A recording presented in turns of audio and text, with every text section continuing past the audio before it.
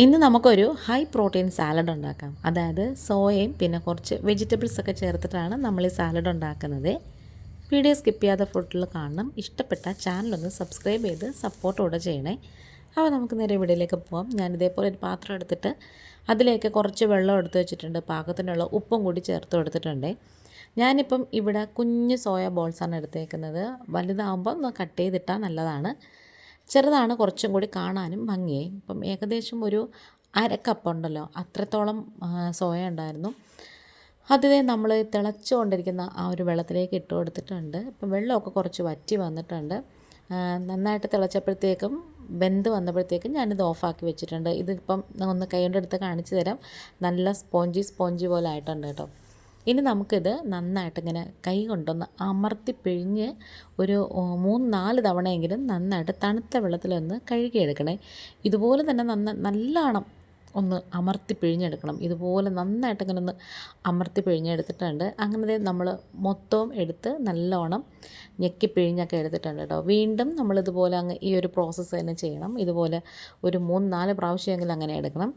ഇനി നമുക്ക് ഇതേപോലൊരു പാൻ വെച്ച് കൊടുക്കാം. അതിലേക്ക് നമുക്ക് കുറച്ച് ബട്ടർ ഒന്ന് ചേർത്ത് കൊടുക്കണം. ഓയിലിനേക്കാളും കുറച്ച് ബട്ടറാണ് കേട്ടോ നല്ലത്. അതിപ്പോൾ ഏകദേശം ഒരു ചെറിയൊരു പീസ്, ഏറ്റവും ചെറിയൊരു കഷ്ണമാണ് ഇട്ട് കൊടുത്തേക്കുന്നത്. അതൊന്ന് മെൽറ്റായി വരുമ്പോഴത്തേക്കും അതിലേക്ക് നമുക്ക് കുറച്ച് മഞ്ഞൾപ്പൊടി ചേർത്ത് കൊടുക്കാം. ഒരു നുള്ളു മഞ്ഞൾപ്പൊടി ചേർത്ത് കൊടുക്കാം. പിന്നെ എരിവിന് വേണ്ടിയിട്ട് നമുക്ക് കുറച്ച് പിരിയൻ മുളകല്ല, സാധാരണ നമ്മുടെ പാണ്ടിമുളകുണ്ടല്ലോ, അതാണ് ഒരു 1/4 ടീസ്പൂണൊക്കെ ചേർത്ത് കൊടുത്തിട്ടേ ഉള്ളൂ. പിന്നെ അതുപോലെ തന്നെ ഒരു നുള്ള് ജീരകപ്പൊടിയും കൂടി ചേർത്ത് കൊടുത്തിട്ടുണ്ട്. ഇനി ഈ പൊടികൾ കരിഞ്ഞു പോകാതെ ചെറിയ തീയിൽ ഏറ്റവും സിമ്മിലിട്ടിട്ട് ഇത് ചെറുതായിട്ടൊന്ന് റോസ്റ്റ് ചെയ്തെടുക്കണം ഈ ഒരു ബട്ടറിൽ കിടന്ന്. ഇനി നമ്മൾ നേരത്തെ അമർത്തി പിഴിഞ്ഞൊക്കെ വെച്ചിട്ട് അതിൽ വെള്ളമൊക്കെ കളഞ്ഞ് വെച്ചിട്ടുണ്ടായിരുന്ന ആ ഒരു സോയ ഉണ്ടല്ലോ, അതും കൂടി ഇതിലേക്ക് അങ്ങ് ചേർത്ത് കൊടുക്കാം. ഇനി സിമ്മിലിട്ടിട്ട് നന്നായിട്ടൊന്ന് റോസ്റ്റ് ചെയ്തെടുക്കണം. ഇത് ഏറ്റവും സിമ്മിലിട്ട് കുറേ സമയം ഇങ്ങനെ കിടക്കുമ്പോഴത്തേക്കും നല്ല റോസ്റ്റായിട്ട് വരും. ഭയങ്കര ക്രിസ്പി ആയിട്ടൊന്നും വരത്തില്ല. ആ ഒരു സോഫ്റ്റ് സ്പോഞ്ചിൻ്റെ സംഭവം കാണും. പക്ഷെ എന്നാലും പുറം ഭാഗം ചെറുതായിട്ടൊന്ന് റോസ്റ്റായിട്ട് വരും. അത്രത്തോളം മതി. ഇനി നമുക്ക് സാലഡിലേക്ക് ആവശ്യമുള്ള വെജിറ്റബിൾസ് എടുക്കാം. ഞാനിപ്പം മീഡിയം വലിപ്പത്തിലുള്ളൊരു സവോള എടുത്തിട്ടുണ്ട്.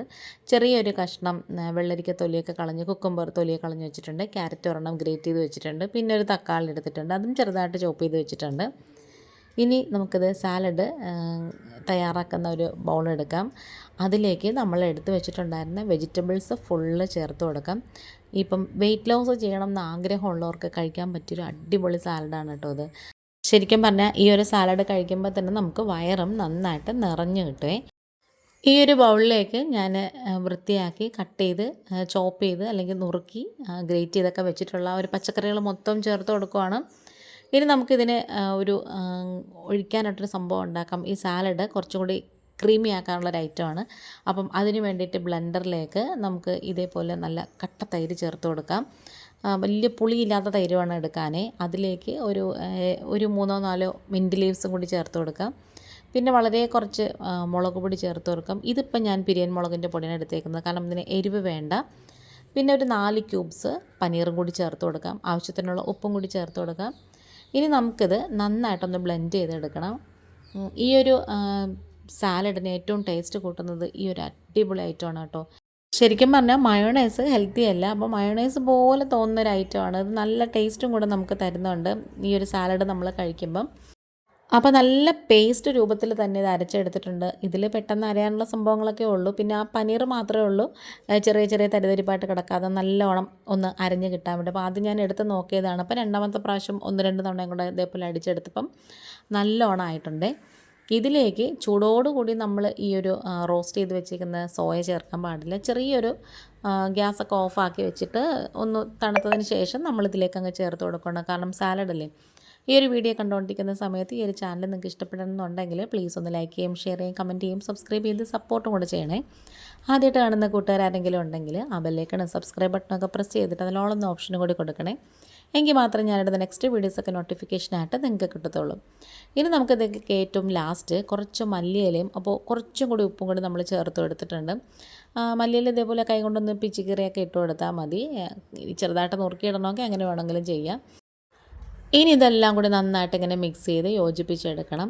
ആ ഒരു സാലഡിന് നമ്മളെടുത്ത ആ ഒരു ക്രീമി ആയിട്ടുള്ളൊരു സംഭവം ഉണ്ടല്ലോ, അതെല്ലാ സ്ഥലത്തും നന്നായിട്ട് അടിപൊളിയായിട്ട് ചേർന്ന് വരണം. പിന്നെ നമ്മൾ നേരത്തെ റോസ്റ്റ് ചെയ്ത് മാറ്റി വെച്ചിട്ടുണ്ടായിരുന്ന ആ ഒരു സോയയും കൂടി ഇതിലേക്ക് അങ്ങ് ചേർത്ത് കൊടുക്കുക. ഏറ്റവും എളുപ്പമാണ് കേട്ടോ ഇത് ഉണ്ടാക്കാനായിട്ട്. പക്ഷേ ഇത് കഴിക്കാനാണെങ്കിലോ അടിപൊളി ടേസ്റ്റുമാണ്. അത് മാത്രമല്ല ഏറ്റവും ഹെൽത്തി ആയിട്ടുള്ള ഒരു ഐറ്റമാണ് കേട്ടോ അത്. ഇനി ഇതെല്ലാം കൂടി ചേർത്ത് നന്നായിട്ട് ഇങ്ങനെ ഒന്ന് മിക്സ് ചെയ്ത് യോജിപ്പിച്ചെടുത്താൽ മതിയേ. അപ്പോൾ നമ്മുടെ ഹൈ പ്രോട്ടീൻ സാലഡ് ഇവിടെ റെഡി ആയിട്ടുണ്ട്. ഏറ്റവും എളുപ്പത്തിൽ തയ്യാറാക്കാൻ പറ്റുന്ന സാലഡാണ്.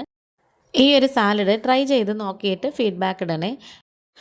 ഏറ്റവും സിമ്പിളാണ്, പ്രോട്ടീൻ റിച്ചാണ്. അപ്പോൾ നമ്മുടെ വീഡിയോ വൈൻഡപ്പ് ചെയ്യാറായി. സപ്പോർട്ട് ചെയ്ത് കൂടെ നിൽക്കുന്ന എല്ലാ കൂട്ടർക്കും ഒത്തിരി നന്ദിയുണ്ട്. ഇന്നിപ്പോൾ ഇത്രയേ ഉള്ളൂ. വീണ്ടും വരാം വേറൊരു വീഡിയോ ആയിട്ട്. Thanks for watching.